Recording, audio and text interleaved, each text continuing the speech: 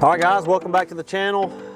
We got the graphs fired up and we are about to go through some settings that I was a little bit leery about saying, but they're things that everybody needs to know. And I've really paid attention to these little small details when you're out using your electronics. I am running my 12s right here on the dash. I have a 12 and a 16 up front, but this whole system that I have is a fish catching system, I guess you would say. So what I'm looking at today is my side engine, and we're talking about your GPS, which graph is selected, which ones ain't. That's very important now, because if you're really trying to dial in, let's say you see two isolated stumps on a flat, I mark them right here on this graph.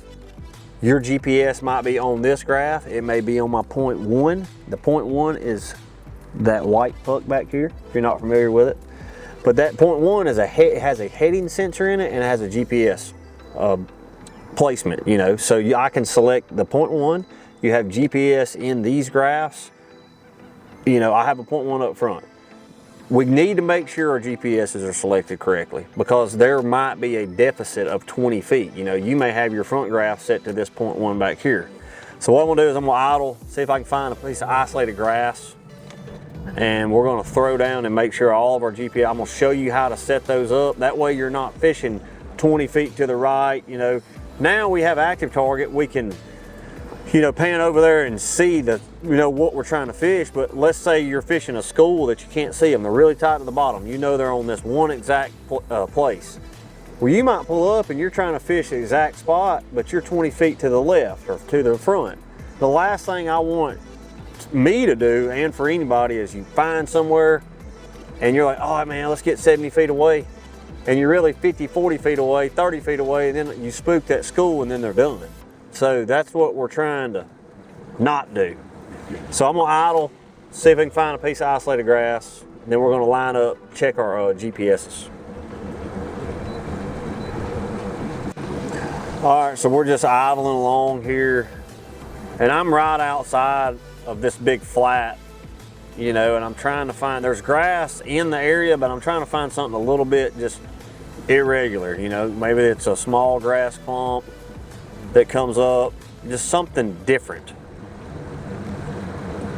And there it is right there, and that is beautiful. So you'll see on the side imaging right there to my right, you can see where I barely missed it, but to the right is where the clump. I'm going to click on that. I'm going to waypoint it. We got a dot laid up on it. So now what I'm going to do is I'm going to turn around, make sure my GPS is right. But before I do that, I'm going to get on this, I'm going to get on my graph. I'm going to hit the Pages button up here on the right. I'm going to go to Pages. I'm going to go to my settings, far left, settings. I'm going to scroll down to Network, Data Sources. GPS is at the very top. Click on GPS, all data or data, however you want to say it. And then I'm going to make sure, so you got all these GPSs on here, you got all your graphs. I'm going to make sure the right point one is selected. That is my back point one, the 9654. You know, a lot of guys, they run 1.1. I ran 2 this year just to be exactly perfect on there. You don't have to have 2, but that back point one is selected. You can and you probably need to select local. If you see all data up top, turn that to local. That keeps that on that unit, okay? So I'm selected right, so now I know whenever I hit a waypoint, my GPS was not on the front graph. I don't have a 20-foot deficit. I know exactly where that grass is at. I hit a waypoint, it was under the boat at the time. For that matter, it wasn't even selected on this graph, because I'm trying to get exact, like very precise cast, and I might be hitting a very precise target. That grass is kind of big, you know, you're going to end up hitting it, but I still don't want to be within 40 or 50 feet of it. So we're selected right on there. So what I'm going to do is I'm going to turn around and make sure my front graphs are right, okay? Number 2, I'm going to look on my mapping right here. I'm going to make sure that's right. You can't see this screen, but I'm going to do the same thing. I'm going to go to Network, Data Sources, GPS, all data. that is selected to the 0.1 as well. So I know both of these are the same. I want that on the back. All right, now we're gonna turn around, we're gonna hop up front and make sure my distances are right and my GPSs are right up there. All right guys, so we pull back up on this isolated piece of grass. I'm going to use my ActiveTarget. I'm going to go to my right. You can see it right over there at about 60 feet. It's pretty shallow where it comes up. You'll see it. I'm going to change this angle offset just a little bit. This is another setting. Go to your ActiveTarget installation, angle offset. I'm going to go to 4. All right, that grass is barely underneath the surface. I mean, we're pretty shallow, but you can see it there at 60 feet. I'll tap on the screen, that's the edge of the grass. I'm 60 feet away, okay? I'm gonna go back. There's the bulk of it. We're 61 feet away from the edge of it. All right, now I'm gonna go to this other graph, I'm gonna tap on it. All right, I am 62, 63 feet away. All right, I know that my source up here in this other graph for my GPS is correct, because I just panned out there with my ActiveTarget. I know that's right. I'm going to do the same thing up here. I'm going to network, data sources, GPS. I'm set to local. HDS Pro, GPS bow, this device. I can select my 0.1 as well. I'm just running it off the bow of this device as of right now. So for example, if let's just say you get your GPS is wrong and you're selected to the 0.1 in the back.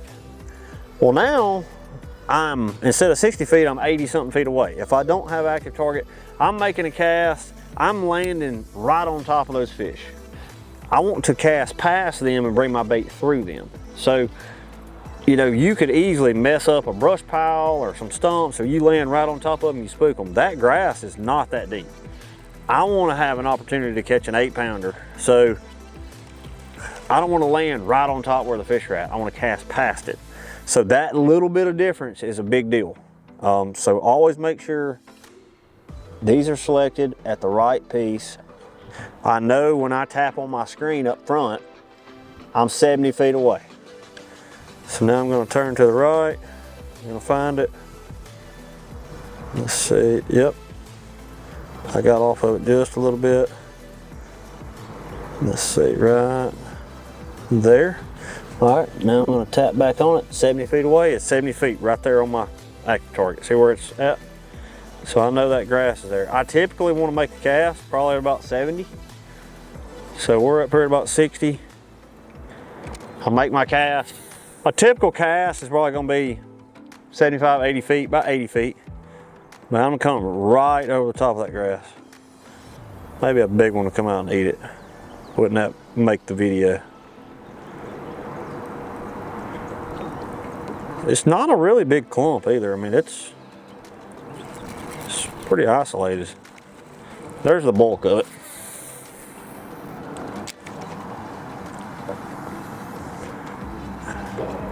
So now I know exactly where I'm at. Yep, I'm just ticking that grass right now. And that ain't a big clump.